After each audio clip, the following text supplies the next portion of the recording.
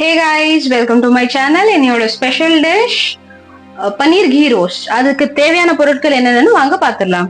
200 gram பன்னீர் எடுத்திருக்கிறேன், 150 gram தயிர் எடுத்திருக்கிறேன், 1 டீஸ்பூன் தனியா அதாவது முழு கொத்தமல்லி, 1/4 teaspoon garam masala powder, 1 teaspoon ஜீரகம், 1 tablespoon Kashmiri lal mirch powder எடுத்திருக்கிறேன். உங்ககிட்ட ஒருவேளை காஷ்மீரி காஞ்ச மிளகாய் இருந்துச்சு அப்படின்னா நீங்க ஒரு 10 மிளகாய் எடுத்துக்கோங்க. இதுல ஒரு 1/4 டீஸ்பூன் பெருஞ்சீரகம், ஒரு 10 மிளகு எடுத்திருக்கிறாங்க. இது வந்து 2 டேபிள் ஸ்பூன் புளி கரைசலுங்க. அடுத்து 7-8 பல்லு பூண்டு, வெள்ளைப்பூடு, அப்புறமா 1 இன்ச் இஞ்சி எடுத்திருக்காங்க. வாங்க இது எப்படி செய்யலாம்னு பாத்துடலாம். கேஸ் ஆன் பண்ணியாச்சுங்க. ஆன் பண்ணிட்டு இதுல வந்து ஜீரகம் 1 டீஸ்பூன் ஜீரகம், 1 டீஸ்பூன் கொத்தமல்லி, முழு கொத்தமல்லி, அப்புறம் பெருஞ்சீரகமும் மிளகும் எடுத்து வச்சிருக்கோம்ல, இது வந்து ட்ரை ரோஸ்ட் பண்ணிக்கலாங்க. இது நல்லா பொரிஞ்சு வரட்டும்.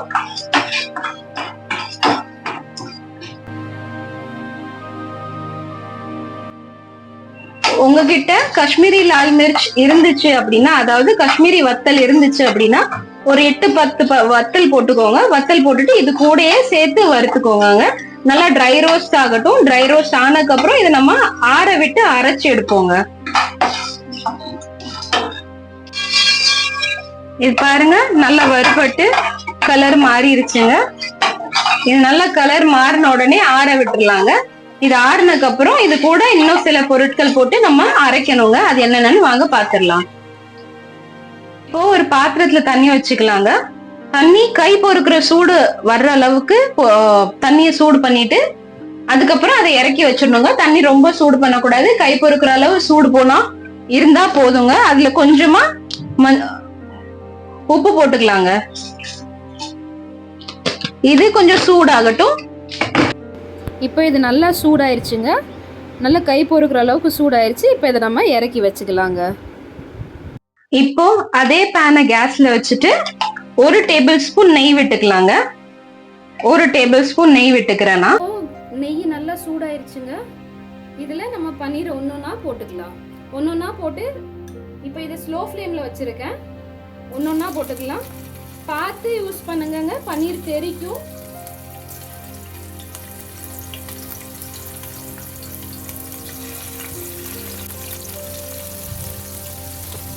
பன்னீரை எல்லா பக்கமும் திருப்பி நல்லா ஈவனாக கலர் வர்ற அளவுக்கு ரோஸ்ட் பண்ணி எடுத்துக்கலாங்க. Same brown, light brown colour, golden கலரில் வர்ற வரைக்கும் நம்ம பண்ணி எடுத்துக்கலாங்க. இந்த தண்ணியில் அந்த பன்னீர் எல்லாத்தையும் நம்ம போட்டுக்கலாங்க. நீங்கள் நினைக்கலாம் பன்னீர் எதுக்கு திரும்ப தண்ணியில் போடுறீங்க அப்படின்ட்டு. பன்னீர் நம்ம இப்போ இதை ஃப்ரை பண்ணதுக்கப்புறம் தண்ணியில் போட்டோன்னா நல்லா சாஃப்டாக இருக்குங்க, ரப்பரியாக இருக்காது. ரப்பரியா நம்ம உங்களுக்கே தெரியும், பன்னீர் ஓவரா ஃப்ரை ஆயிடுச்சுன்னா ரப்பரியா ஆயிடுங்க. இதை நீங்க தண்ணிக்குள்ள போட்டு வச்சிருந்தீங்க அப்படின்னா உங்களுக்கு ரப்பரியா ஆகவே ஆகாது. ஸோ இதை ட்ரை பண்ணி பாருங்க, உங்களுக்கே தெரியும் டிஃப்ரென்ஸ். நார்மலா பன்னீர் நீங்க ஃப்ரை பண்றதுக்கும் இதை இப்படி தண்ணியில போட்டு வச்சுட்டு அதுக்கப்புறம் நீங்க செய்யும் போது இந்த பன்னீர் எடுத்து நீங்க போடும் போதும் டிஃப்ரென்ஸ் பாருங்க, உங்களுக்கே தெரியும். இப்போ நான் பாருங்க, இதை நான் உள்ள போட்டுருக்கிறேன், உங்களுக்கு நான் எடுத்து காட்டுறேன். கொஞ்சம் நேரம் கழிச்சு அது எவ்வளவு சாஃப்டா இருக்குன்னு சொல்லிட்டு. இப்போ எல்லா பன்னீரையும் நான் இதுல தூக்கி போட்டு வச்சிருக்கேன். இது நான் இப்போ பண்ற எல்லாமே குவான்டிட்டி என்னன்னு பாத்தீங்கன்னா 200 கிராம் பன்னீருக்கு தகுந்தாப்புல தான் நான் குவான்டிட்டி எடுத்திருக்கேன். நீங்க அதுக்கு மேல பண்ணுனீங்கன்னா நீங்க அந்த அளவுக்கு நீங்க எடுத்துக்கோங்க. இப்போ ஒரு வெங்காயத்தை நல்லா ஃபைனா சாப் பண்ணி எடுத்துக்கலாங்க.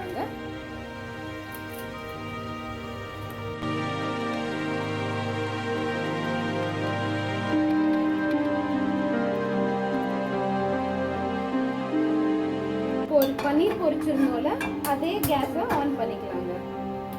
அதில் இப்போ நல்லா அந்த கீ சூடாகட்டும். சூடானதுக்கப்புறம் நம்ம சாப் பண்ணி வச்சிருக்கிற வெங்காயத்தை ஆட் பண்ணிக்கலாங்க. நல்லா சூடாயிருச்சுங்க. இப்போ நம்ம கட் பண்ணி வச்சிருக்கிற ஆனியன்ஸை நம்ம அதில் போட்டுக்கலாம்.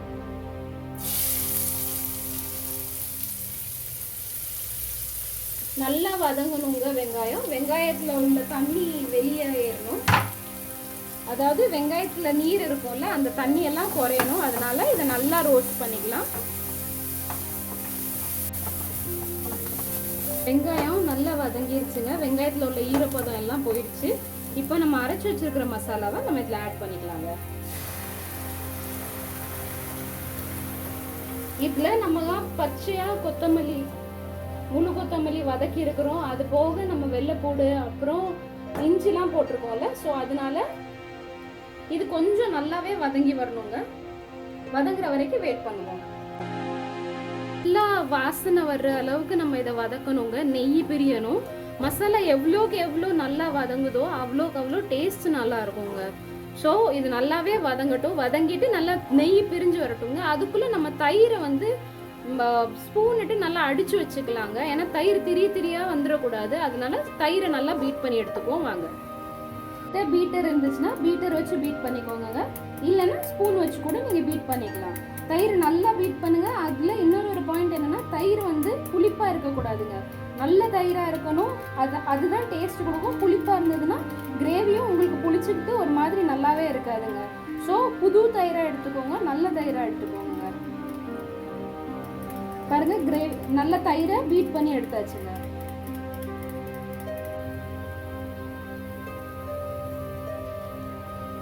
தயிர் போட்டுட்டு நல்லா ஒரு சைடாகவே கிளறி விடுங்க. அந்த சைடு இந்த சைடு அப்படின்னு கிளறாமல் ஒன்று கிளாக் வைஸ் கிளறி விடுங்க, இல்லைன்னா ஆன்டி கிளாக் வைஸ் கிளறி விடுங்க.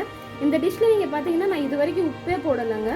இப்பயும் உப்பு போட வேண்டாம். தயிர் நல்லா தயிர்லேருந்து எண்ணெய் பிரிஞ்சு வருங்க. எண்ணெய் பிரிஞ்சு வந்ததுக்கப்புறம் நீங்கள் உப்பு போட்டுக்கலாங்க. இப்போ பாருங்கள், தயிர் போட்டு நல்லா கிளாக் வைஸ் நீங்கள் அதை சுற்றி விட்டுக்கிட்டே இருங்க. கேஸ் ஆல்ரெடி ஸ்லோ ஃப்ளேமில் இருக்குது. இப்போ தயிர் நல்லா எண்ணெய் பிரிஞ்சு வரட்டுங்க.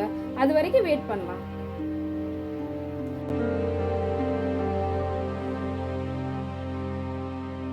இப்போ பாருங்க, தயிர்ல இருந்து நல்லா எண்ணெய் பிரிஞ்சு வர ஆரம்பிச்சிருச்சு.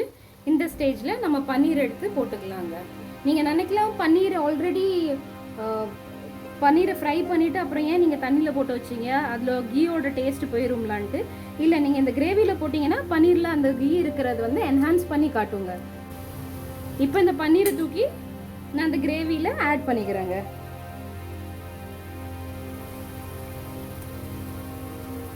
இப்போ ஒரு நல்லா பார்த்து மெதுவாக கிண்டி விடுங்க. இப்போ நமக்கு தேவையான அளவு உப்பு ஆட் பண்ணிக்கலாங்க.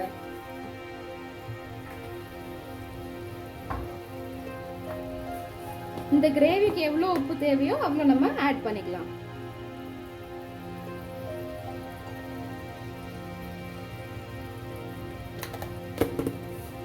இதை நல்லா மிக்ஸ் கொடுத்துக்கலாம். இது கூடவே நம்ம எடுத்து வச்சிருக்கிற 1/4 டீஸ்பூன் கரம் மசாலா ஆட் பண்ணிக்கலாங்க. இப்போ இதை நல்லா ஒரு மிக்ஸ் கொடுத்து லோ ஃப்ளேம்ல ஒரு 3 to 4 minutes நம்ம மூடி வச்சிடலாங்க.